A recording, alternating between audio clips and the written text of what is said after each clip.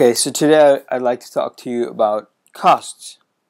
I'm sure all of you are dying to know what costs are. Well, costs refer to the expenditure in producing the products that a company chooses to produce. So let's take McDonald's for example. Costs for McDonald's would be the expenditure they incur in producing their different meals, burgers, fries, drinks, etc. Now we have fixed costs. What are fixed costs? Well, they're the costs of production that a business has to pay regardless of how much it produces or sells.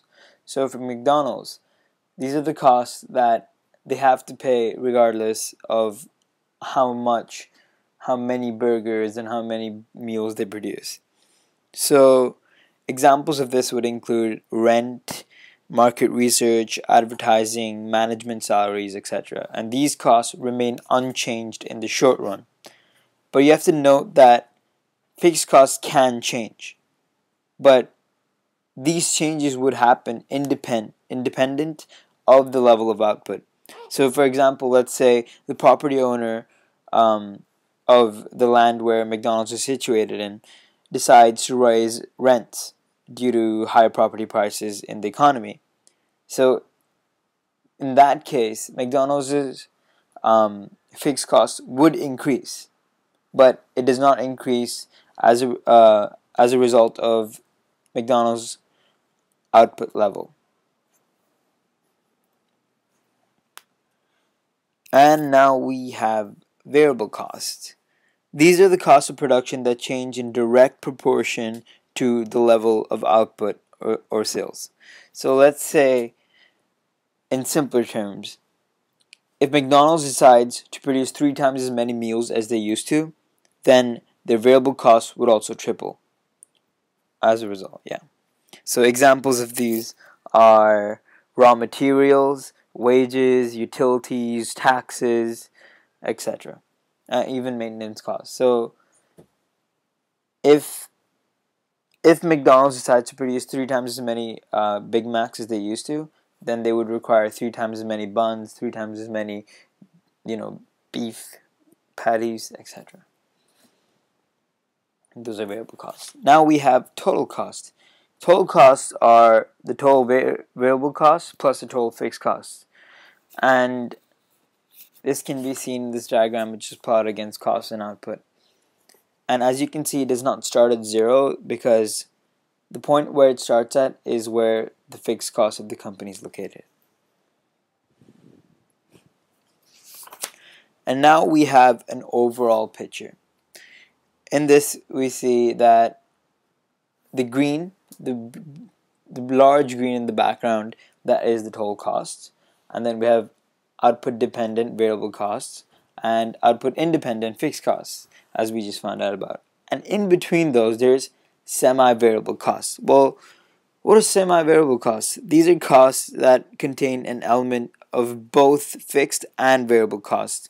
So, for example, overtime payment of McDonald's employees who earn salaries, that could be a semi-variable cost, because although their salaries are fixed, if they decide to work overtime, McDonald's has to pay them according to how much time they work after what's required, and that makes it a variable cost. So since it has elements of both, it's semi-variable cost. Another example would be for telephone bills of McDonald's office side, and in there they may get 500 free minutes, but after that point they have to pay per minute. And then below that we see there's, in the pink, product or project specific. So, well, what are direct costs? As you can see, it's divided by direct and indirect. So direct costs are similar to variable costs, but what's important is it's specifically related to a particular project or the output of a single product.